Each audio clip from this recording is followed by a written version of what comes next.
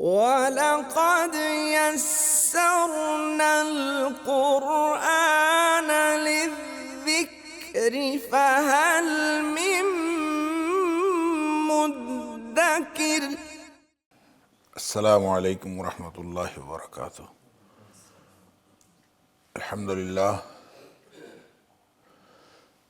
الحمد للہ وکفا وسلام علی عبادہ الذین اصطفیٰ۔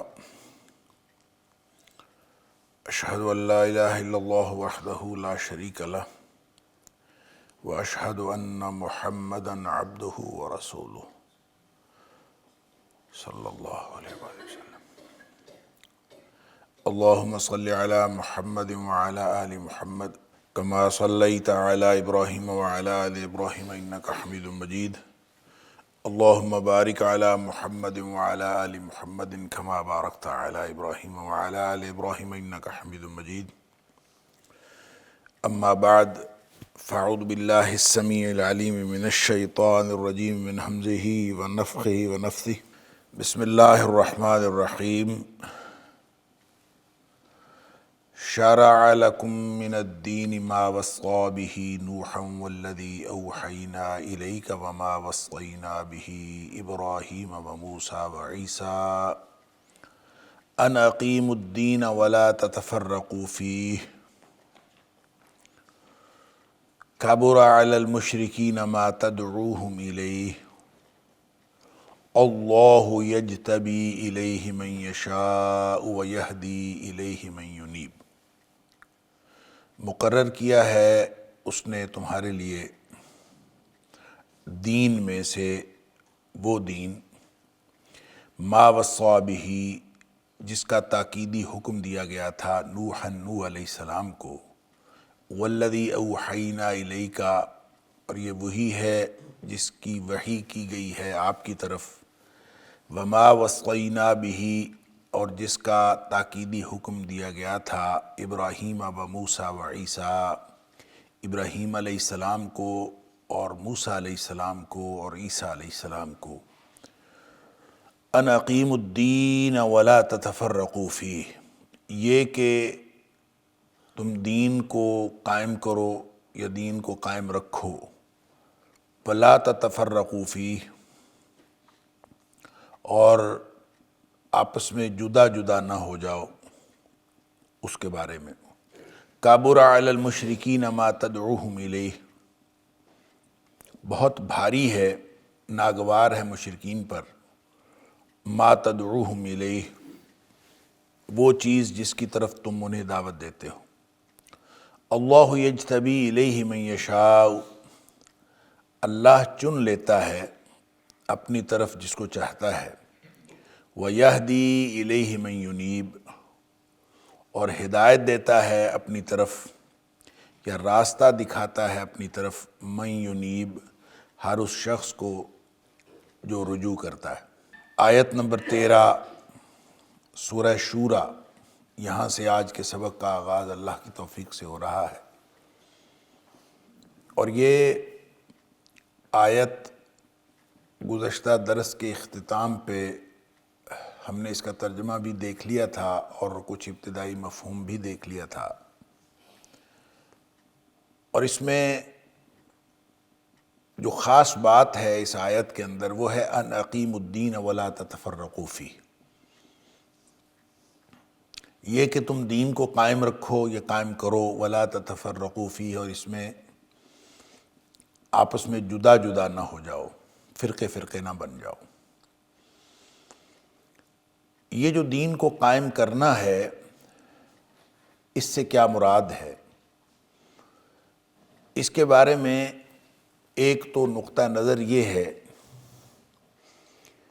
کہ جیسے آیت کے آغاز میں اللہ کریم نے فرمایا شرع لکم، اللہ نے مقرر کر رکھا ہے، شرع مقرر کرنا، شریعت بنانا، ایک اسی سے شریعت ہے مقرر کرنا۔ اللہ تعالیٰ نے جو طریقہ مقرر کیا ہے، لِكُلٍّ جَعَلْنَا کہ ہم نے ہر ایک کے لیے بنایا ہے، شِرْعَةً وَمِنْہَاجًا ہم نے ہر ایک کے لیے ایک شریعت، ایک دستور، ایک طریقہ بنایا اور ایک راستہ بنایا۔ تو کیا یہ شریعت جو مقرر کر رکھی ہے، یہ شریعت اور دین دو الگ الگ چیزیں ہیں یا ایک چیز ہے؟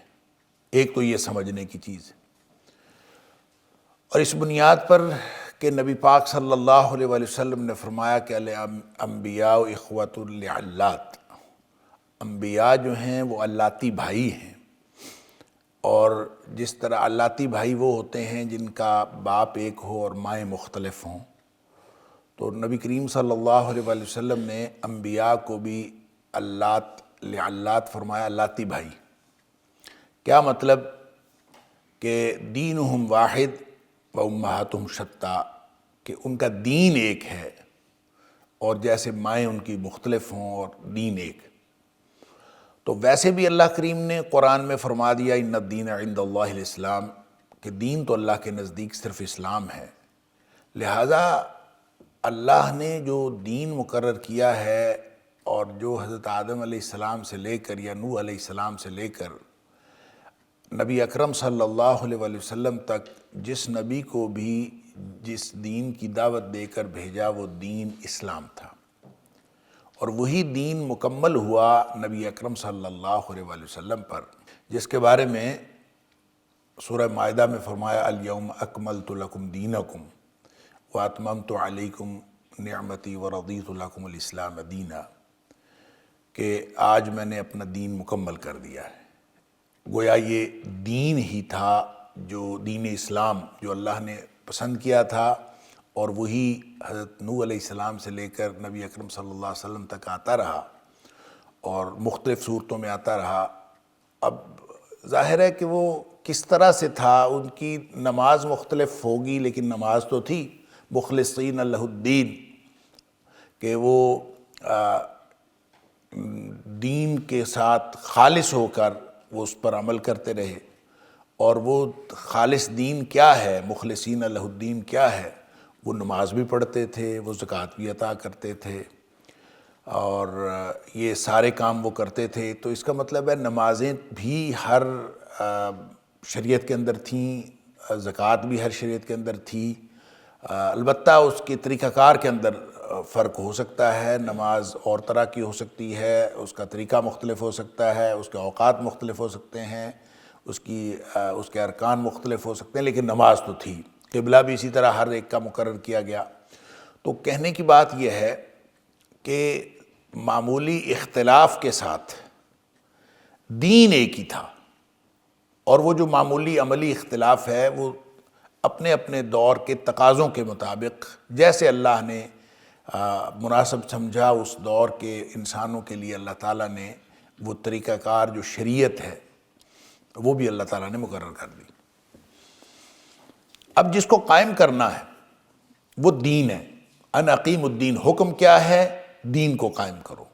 اور یہ بات میں پچھلے درس میں عرض کر چکا ہوں کہ یہاں پہ 5 نبیوں کا ذکر ہے، نوح علیہ السلام کا اور نبی اکرم محمد کریم صلی اللہ علیہ وآلہ وسلم کا، جہاں فرمایا وَأَوْحَيْنَا وَالَّذِي أَوْحَيْنَا إِلَيْكَ، آپ کی طرف بھی وہی کی گئی۔ تاکیدی حکم نوح علیہ السلام کو بھی یہی تھا، اور ابراہیم علیہ السلام، موسیٰ علیہ السلام اور عیسیٰ علیہ السلام کو بھی تاکیدی حکم تھا۔ ان 5 نبیوں کا ذکر کرنے کا مطلب یہ نہیں ہے کہ بس ان 5 نبیوں کو یہ حکم تھا، ان 5 کا ذکر کرنے کا مطلب یہ ہے کہ سارے نبیوں کو یہی حکم تھا، اس لیے کہ ان 5 کی جو ترتیب ہے، ویسے تو اللہ تعالیٰ نے قرآن میں کہہ دیا کہ بہت سارے نبی آئے، بعض کا ذکر اللہ نے کیا ہے، بعض کا ذکر اللہ نے نہیں کیا۔ 24 یا 25 انبیاء کا نام لے کر اللہ کریم نے قرآن میں ذکر فرمایا، اور بہت سارے ایسے ہیں جن کا ذکر نہیں فرمایا نام لے کر، اور وہ کتنے ہیں یہ اللہ کو معلوم ہے۔ ایک حدیث کے مطابق 1,24,000 انبیاء آئے، ان میں سے 315 یا 317 رسول تھے جن کے اوپر گویا باقاعدہ کتاب یا صحیفے نازل ہوئے۔ واللہ عالم کہ کتنے لوگ تھے، حقیقی تعداد ان کی کیا تھی اور کس طرح سے، لیکن وہ بہرحال ہر وَإِن مِّنْ أُمَّةٍ إِلَّا خَلَا فِيهَا نَذِيرٌ، کہ ہر امت کے اندر جو ہے وہ کوئی نہ کوئی ڈرانے والا آتا رہا۔ حکم سب کو یہ تھا کہ ان اقیم الدین، کہ دین قائم کرو۔ یہاں 5 نبیوں کا ذکر کرنے کا مطلب وہ میں نے عرض کیا تھا کہ نوح علیہ السلام جو ہیں وہ پہلے صاحب شریعت نبی ہیں. حضرت آدم علیہ السلام کی کوئی امت نہیں تھی، ساری اولاد تھی حضرت آدم علیہ السلام کی. اور پھر نوح علیہ السلام کی جو 950 سال کی تبلیغ کے بعد جب لوگ جو ہیں وہ مسلمان نہیں ہوئے اور نسلیں دیکھیں انہوں نے، تو بالآخر طوفان آیا اور طوفان میں سب غرق ہو گئے. اور جو لوگ حضرت نوح علیہ السلام کی کشتی پہ سوار ہوئے اور وہ چند لوگ باقی رہ گئے تھے، ان کے بعد پھر ان کی جو نسلیں ہیں وہ آگے چلیں. تو گویا ہم نوح علیہ السلام کی اسی بچی ہوئی نسل میں سے ہیں جو طوفان نوح سے بچ گئی تھی. تو نوح علیہ السلام سے لے کر محمد کریم صلی اللہ علیہ وآلہ وسلم تک جو سارے کے سارے انبیاء اس کے اندر موجود، سارے رسول اس کے اندر آ گئے. یعنی پہلے کا نام لے لیا، پہلے رسول کا، اور آخری کا نام لے لیا. اور باقی جو 3 ہیں ان کا نام اس لیے لیا کہ اس وقت کے 3 جو مخاطب گروہ تھے، ایک مشرکین مکہ کا گروہ تھا جو اپنے آپ کو ابراہیم علیہ السلام کے دین کا پیروکار کہتے تھے، کہ وہ ملت ابراہیمی کی پیروکاری کا دعویٰ کرتے تھے. اور دوسرے یہودی تھے جو موسیٰ علیہ السلام کی امت ہونے کا دعویٰ کرتے تھے. اور تیسرے جو ہیں وہ عیسائی تھے جو حضرت عیسیٰ علیہ السلام کے ساتھ اپنی نسبت جوڑتے تھے. تو گویا ان 5 انبیاء کا ذکر کرنے کا تو یہ مطلب تھا. وَلَقَدْ يَسَّرْنَا الْقُرْآنَ لِلذِّكْرِ فَهَلْ مِن مُدَّكِرٍ وَلَقَدْ يَسَّرْنَا الْقُرْآنَ لِلذِّكْرِ فَهَلْ مِن مُدَّكِرٍ. لیکن اصل میں اس سے مراد یہ نہیں ہے کہ 5 ہیں، اس سے مراد سارے نبی ہیں. گویا سارے نبیوں کو یہی حکم ہوتا رہا. کیا حکم ہوتا رہا؟ ان اقیموا الدین. اور خاص طور پہ ان 5 کا ذکر کیا کہ وہ دین کو قائم کرے. اب اس کا مطلب یہ ہے کہ دین کو قائم کرنا یا دین کو قائم رکھنا، جہاں اللہ کے دین کا غلبہ نہیں ہے وہاں اللہ کے دین کا غلبہ کرنا، قائم کرنا بھی اس کا معنی ہے ان اقیموا الدین. اور جہاں اللہ کے دین کا غلبہ ہے اس کو قائم رکھنا، کیونکہ ان اقیموا کا معنی قائم رکھنا بھی ہے. لہٰذا یہ انبیاء کا اصل میں جو مشن تھا وہ دین کو قائم کرنا اور دین کو قائم رکھنا، یہ دین کا غلبہ قائم رکھنا، یہ اس سے مراد ہے. لہٰذا اس سے جو کچھ لوگوں نے تو یہ مراد لیا کہ دین کو قائم کرنے کا مطلب صرف یہ ہے کہ دین کی تبلیغ کی جائے اور دین کو ہے وہ ساری زندگی انسان تبلیغ میں گزار دے، تو یہ تبلیغ ہی اصل میں دین کو قائم کرنا ہے. تو آپ ساری زندگی دین دوسروں تک پہنچاتے رہیں تو یہ دین کو قائم کرنا ہے. لیکن یہ بات درست نہیں ہے کہ آپ دین پہنچاتے رہیں تو یہ دین کو قائم کرنا ہے. ان اقیم الدین قائم رکھنا بھی ہے، قائم کرنا بھی ہے. تو دین جو ہے وہ پوری زندگی کے ضابطوں کا نام ہے. اور دین میں ساری کی ساری وما امروا الا لیعبدوا اللہ مخلصین لہ الدین حنفاء ویقیموا الصلاۃ ویؤتوا الزکوٰۃ، یعنی نماز قائم کرنا بھی دین ہے، زکوٰۃ دینا بھی دین ہے. جب وراثت کے احکام فرمائے تو ان کو بھی فرمایا کہ وہ دین ہے. جب جو سزائیں ہیں اسلام کی وہ ان کا ذکر کیا تو وہ بھی دین ہے. تو ظاہر ہے سزاؤں کا تعین تو اس وقت تک نہیں ہو سکتا، سزائیں تو قائم نہیں ہو سکتی جب تک ریاست قائم نہ ہو. تو اس کا مطلب یہ ہے، اس کا مطلب یہ لے لیا گیا، ایک طرف تو مطلب یہ لیا گیا کہ دین کو قائم کرنے کا مطلب صرف دین کی تبلیغ کرنا. دوسری طرف دین کو قائم کرنے کا مطلب یہ لیا گیا کہ دین کو قائم کرنے کا مطلب دین کی یعنی اسلام کی حکومت قائم کرنا. اور جب تک حکومت قائم نہیں ہوگی دین قائم نہیں ہوگا. لہٰذا آپ اگر دین کو قائم کرنا چاہتے ہیں اور ان اقیموا الدین ولا تتفرقوا فیہ، اس حکم پر اگر آپ عمل کرنا چاہتے ہیں تو اس کا ایک ہی طریقہ ہے کہ یا تو آپ حکومت قائم کر لیں اور یا پھر حکومت قائم کرنے کے لیے ساری زندگی جدوجہد کرتے رہے. لہٰذا اصل جو ٹارگٹ ہے وہ پوری دنیا پر دین کو نافذ کرنا ہے. اور دین کو نافذ کرنے کے لیے جب تک آپ یہ جدوجہد نہیں کریں گے کہ آپ کی جو دین کا غلبہ ہو اور دین کی حکومت قائم ہو، اسلام کی حکومت قائم ہو، جب تک آپ یہ جد و جہد نہیں کریں گے اس وقت تک آپ گویا دین کو قائم کرنے کی بات ہی نہیں کریں۔ یہ ہے وہ بنیادی بات جس کے بارے میں نے گزشتہ درس کے آخر پہ عرض کیا تھا کہ میں انشاءاللہ اگلے درس کی ابتدا میں عرض کروں گا کہ اقیم الدین کا معنی کیا ہے اور کیا مطلب بنتا ہے۔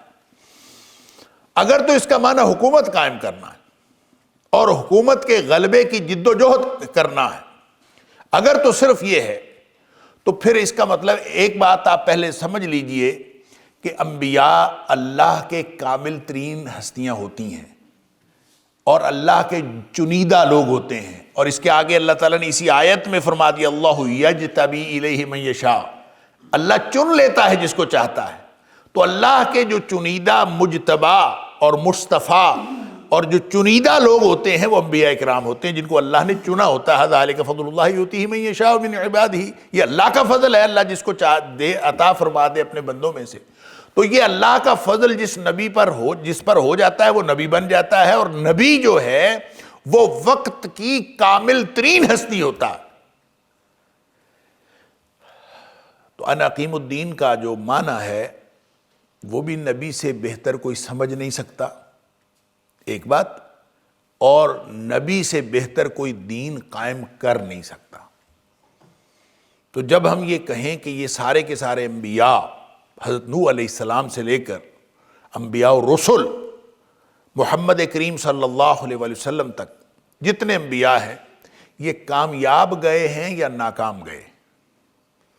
کوئی نبی، ایک بھی نبی اپنے مشن میں ناکام نہیں گیا۔ ہر نبی کیونکہ وہ کامل ترین ہستی تھا وہ اپنے مشن میں کامیاب گیا۔ جب وہ کامیاب گیا ہے تو کیا ہر نبی نے حکومت قائم کی ہے؟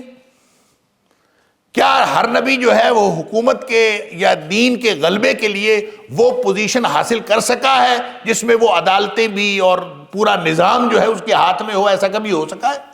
کیا ہر نبی نے کیا؟ خاص طور پر جن نبیوں کا یہاں پہ ذکر ہے نبی اکرم صلی اللہ علیہ وآلہ وسلم کے علاوہ، نوح علیہ السلام نے 950 سال کی تبلیغ کے بعد کیا ان کے ساتھ کتنے لوگ تھے؟ ان کو بالآخر دعا اللہ سے کرنی پڑی کہ یا اللہ ان کو تو تباہ و برباد کر دے۔ اور پھر وہ لوگ حضرت نوح علیہ السلام کی دعا کے بعد وہ غرقاب ہوئے۔ گویا حضرت نوح علیہ السلام کے ساتھ کتنے لوگ تھے؟ کسی نے کہا 60 تھے، کسی نے کہا 80 تھے، کسی نے کہا 150 لوگ تھے حضرت نوح علیہ السلام کے ٹوٹل اتنے 950 سال کی تبلیغ کے بعد۔ تو کیا خیال ہے وہ ناکام ہو گئے؟ غلبہ قائم نہیں ہوا، حکومت قائم نہیں ہوئی۔ پھر ابراہیم علیہ السلام کو لے لیجئے، ساری زندگی ابراہیم علیہ السلام کی ہجرت کے اندر گزر گئی۔ آپ کو عراق سے ہجرت کرنی پڑی، اصل وطن تو عراق تھا، عراق سے ہجرت کرنی پڑی، وہ ہجرت کر کے مصر تک گئے، پھر واپس آئے، پھر 2-3 بلکہ کئی اسفار جو ہے آپ نے حجاز کے کیے، اور اپنا پھر بالآخر جو ہے فلسطین کے اندر اسی کو اپنا مسکن بنایا اور فلسطین کے اندر ہی فوت ہوئے۔ تو ابراہیم علیہ السلام نے ساری زندگی کہیں کسی جگہ پہ کسی خطہ ارضی کے اوپر دین کو اس اعتبار سے قائم نہیں کیا کہ دین کا غلبہ ہو، نہیں ہوا۔ تو ابراہیم علیہ السلام نعوذ باللہ من ذالک ناکام گئے ہیں اپنے مشن میں؟ ایسا تو نہیں، کامیاب تھے۔ موسیٰ علیہ السلام کو دیکھ لیجئے، موسیٰ علیہ السلام نے بھی ساری زندگی جد و جہد کی ہے، پھر وہاں سے نکلنا پڑا، اور نکل کے 10-11 سال وہ ہجرت کے وہ گزرے، پھر واپس آئے ہیں مدین سے واپس، تو پھر آ کے اسی جد و جہد میں لگے رہے ہیں، بالآخر وہاں سے نکلنا پڑا، اور نکلے ہیں تو پیچھے فرعون اور اس کی فوجیں نکلی ہیں، بالآخر وہ سارے کے سارے غرقاب ہوئے، اور حضرت موسیٰ علیہ السلام اپنی قوم کو لے کر وہاں سے نکل آئے۔ جانا تھا فلسطین، لیکن چونکہ قوم جو تھی وہ بزدلی کی انتہا کو پہنچی ہوئی تھی، تو قوم کی بزدلی کی وجہ سے، اس کا تذکرہ ساری تفصیل ہم دیکھ آئے ہیں سورہ مائدہ کے اندر، کہ انہوں نے یہ تک کہہ دیا کہ ہم نے نہیں جانا، ہم نے کوئی نہیں لڑنا، حالانکہ ان کو کہہ دیا گیا تھا کہ تم شہر کے دروازے تک چلے جاؤ، فتح تمہاری، یہ تک کہہ دیا گیا تھا، نہیں گئے تو اللہ تعالیٰ نے ان کے اس حکم کی نافرمانی کی، اللہ کے حکم کی نافرمانی کی وجہ سے، ان کی اس حرکت کی وجہ سے 40 سال کے لیے مؤخر کر دی، اور 40 سال وہ میدان تیہ کے اندر وہ سرگرداں پھرتے رہے، یتیہون فی الارض، زمین میں وہ سرگرداں پھرتے رہے. اور ان 40 سالوں کے دوران حضرت موسیٰ علیہ السلام اللہ کے پاس پہنچ گئے تو کہیں غلبہ، کہیں حکومت تو قائم نہیں کی. کامیاب گئے یا ناکام گئے؟ سوال یہ ہے. اسی طرح حضرت عیسیٰ علیہ السلام اور اسی طرح سارے نبی اکرم صلی اللہ علیہ وسلم فرماتے ہیں قیامت والے دن اللہ تعالیٰ جب انبیاء کو پیش کرے گا، انبیاء پیش ہوں گے اللہ تعالیٰ کے سامنے، تو کسی نبی کے ساتھ ایک بندہ ہوگا، کسی کے ساتھ 2 بندے ہوں گے، اور کسی کے ساتھ کوئی بھی نہیں ہوگا. کوئی بھی نہیں. اکیلا نبی وہ اللہ کے دربار میں پیش ہوگا. وَلَقَدْ يَسَّرْنَا الْقُرْآنَ لِلذِّكْرِ فَهَلْ مِن مُدَّكِرٍ وَلَقَدْ يَسَّرْنَا الْقُرْآنَ لِلذِّكْرِ فَهَلْ مِن مُدَّكِرٍ. اور نبی کریم صلی اللہ علیہ وسلم فرماتے ہیں کہ سب نے گواہیاں دینی ہیں وہاں جا کے، اور پھر سارے نبیوں پر گواہی میں نے دینی ہے، نبی اکرم صلی اللہ علیہ وسلم. اب یہ سب جو پیش ہوں گے، ایک ساتھی والے یا 2 ساتھیوں والے، یا پھر ایک بھی نہیں ہے، کیا وہ اپنے مشن کے اندر ناکام گئے؟ یقیناً کامیاب گئے. یہ ہے وہ توجہ طلب پہلو جس کے لیے میں عرض کر رہا تھا کہ ہم سب کو سمجھنا چاہیے کہ ان اقیم الدین ولا تتفرقوا فی. اگر اس کا معنی حکومت قائم کرنا ہے اور حکومت کا غلبہ، یہ بات درست ہے کہ جو مطلوب اور مقصود ہے وہ پورے دین کا غلبہ ہے، یہ مقصود اور مطلوب یہی ہے. لیکن اگر نہ ہو تو یہ ناکامی نہیں ہے. اگر دین کا غلبہ نہ ہو تو یہ ناکامی نہیں ہے. آپ اگر ساری زندگی تبلیغ کر کے، ساری زندگی اپنے مشن میں جو ہے وہ گزار کر آپ اکیلے بھی اس دنیا سے چلے گئے تو آپ کامیاب ہیں، بشرطے کہ آپ نے اس مشن میں زندگی گزاری ہو جو مشن انبیاء کا مشن تھا. اور وہ انبیاء کا مشن کیا تھا؟ وہ دین کو غالب کرنے کا مشن تھا، وہ اصلاح کے ذریعے تھا، اور وہ ساری زندگی اصلاح کرتے، لوگوں کو اللہ کا دین پہنچاتے. اگر یہاں سے چلے گئے تو وہ کامیاب ہے. لہذا ان اقیم الدین کا پھر معنی کیا ہوگا؟ دین کو قائم کرنے اور قائم رکھنے کا مطلب یہ ہے کہ لا یکلف اللہ نفسا الا وسعها. اللہ نے ہر شخص کو اتنا مکلف بنایا ہے جتنی اس کے اندر طاقت ہے. تو جتنی اللہ نے طاقت دی ہے اس طاقت والے ایریا پر، وہ جو ایریا آف جورسڈکشن ہے، جو طاقت والا ایریا ہے، اس طاقت والے ایریے کے اوپر اللہ کا دین غالب کرنا یہ فرض ہے. وہ اگر ایک نبی کا صرف اپنی زندگی تھی، کوئی اور نہیں مانا، تو اپنی زندگی پر دین غالب کرنا فرض ہے. اور اگر اس کے ساتھ 2 لوگ مل گئے تھے تو 2 لوگوں پر دین جو ہے غالب کرنا فرض ہے. اور اگر حکومت کے اوپر غلبہ ہو گیا، اگر ایسی طاقت مل گئی کہ پوری حکومت ہاتھ میں آ گئی، تو پھر سارے کے سارے دین کا، اللہ کے دین کا غلبہ کرنا وہ فرض ہے. لیکن اگر کسی کا ایریا آف جورسڈکشن ہے ہی اتنا کہ وہ اپنے ایریا میں، وہ اپنے لا یکلف اللہ نفسا الا وسعها، وہ اس کی استطاعت کی حدود اتنی ہے کہ وہ صرف اپنی ذات تک محدود ہے، تو اپنی ذات پر بھی اللہ کا دین نافذ کر دے گا تو وہ ایسے ہی ہوگا جیسے اس نے پوری دنیا پر دین غالب کر دیا. اس وجہ سے سارے نبی اس حکم کے باوجود کامیاب گئے ہیں، ان اقیم الدین ولا تتفرقوا فیہ.